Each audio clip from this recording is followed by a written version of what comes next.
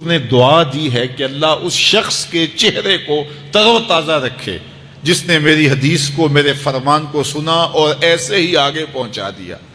تو پھر موت کی سختیاں بھی اس کے چہرے کی تر و تازگی ختم نہیں کر سکتی، پھر قبر کے لمحے بھی اس کے چہرے کی تر و تازگی کو ختم نہیں کر سکتے۔ حشر کے دن لوگوں کے چہرے مرجھائے ہوں گے، جس کو رسول اللہ کی دعا ہے اس کا چہرہ اس دن بھی تر و تازہ ہو۔ تو حضور علیہ الصلوۃ والسلام کے فرامین کو سننا، دیکھیے جو تفصیلی علوم ہیں ان کو حاصل کرنا، سیکھنا، یہ ہر ایک کے لیے فرض نہیں ہے، لیکن جو ضروریات دین ہیں ان کو سیکھنا یہ فرض عین ہے، یہ ہر ایک کے اوپر فرض ہے۔ اگر کوئی نہیں سیکھتا تو وہ گنہگار ہے، اور اس میں نماز کے مسائل ہیں، روزے کے مسائل ہیں، حج کے مسائل ہیں، زکوٰۃ کے مسائل ہیں، اگر کاروبار کرتا ہے تو بیع و شراء کے مسائل ہیں، اور کفر اسلام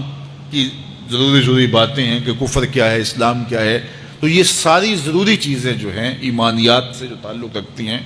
ان کا سیکھنا جو ہے ضروری علوم کا، یہ ہر ایک کے اوپر فرض ہے۔ تو اس لیے آپ لوگ اپنا وقت کچھ نکال کر کے جو ہے وہ اس کے لیے صرف کریں، اور ضروریات دین سیکھنے کے لیے کچھ فرصت کے لمحے نکالیں۔ لوگ کتنے طویل ڈپلومے کرتے ہیں، کاروبار سیکھتے ہیں، کن علوم میں مہارت ہے جو ہمارے لیے بالکل غیر ضروری ہے۔ کسی نوجوان کے پاس بیٹھ جاؤ نا تو وہ تمہیں بتائے گا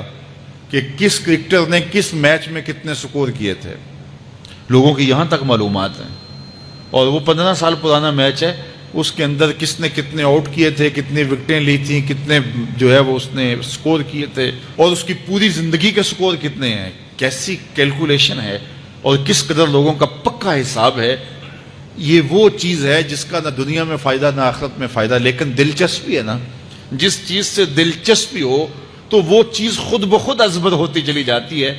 دلچسپیاں انسان کو جو ہے وہ کسی چیز کو یاد کرنے میں مدد دیتی۔ ایک عرب شیخ کہہ رہا تھا کہ ہم ماضی میں پڑھتے تھے کہ ہمارے اسلاف، ہمارے بزرگ ایک رات میں پورا قرآن ختم کر لیتے تھے، تو وہ کہتا ہے میں سوچتا تھا کہ ساری رات قرآن بندہ پڑھتا رہے تو کس طرح ممکن ہے؟ تو کہتا ہے میں اپنے بچوں کو دیکھتا ہوں کہ وہ جو ہے وہ موبائل کے ساتھ لگے رہتے ہیں، اور فجر کی اذان ہو جاتی ہے تو وہ تب چونکتے اچھا رات گزر گئی۔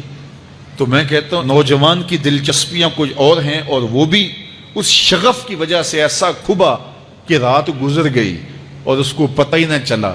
تو جن کو قرآن کا نشہ ہو گیا تھا ان کی ساری راتیں قرآن میں گزر جاتی تھی، اور ان کو پتہ ہی نہیں ہوتا تھا کہ رات بھی گزر گئی ہے، اور اذان ہوتی تو پھر پتہ چلتا کہ اچھا رات گزر گئی ہے۔ تو یہ شوق اگر پیدا ہو، شوق تو دیکھیے یہ گیموں کا پیدا ہو جائے، کھیلوں کا پیدا ہو جائے، تو وہ انسان کو کیا کچھ سکھا دیتا ہے، اور جس کے سینے میں کتاب اللہ کا شوق پیدا ہو جائے تو پھر کیوں نہ اس کے سینے کے اندر جو ہے وہ طلب کتاب اللہ کی تلاوت کی پیدا ہوگی۔ تو اپنے سینوں میں علم حاصل کرنے کا شوق پیدا کرو، علم سیکھو، اپنی نسلوں کو سکھاؤ، اپنی اولادوں کو دین سکھاؤ، اپنی اولادوں کو نماز کا خوگر اور عادی بناؤ، ان کو کھینچ کھینچ کے نماز کی طرف لے جاؤ۔ آفاق کے ہر گوشے میں قرآن سنا کر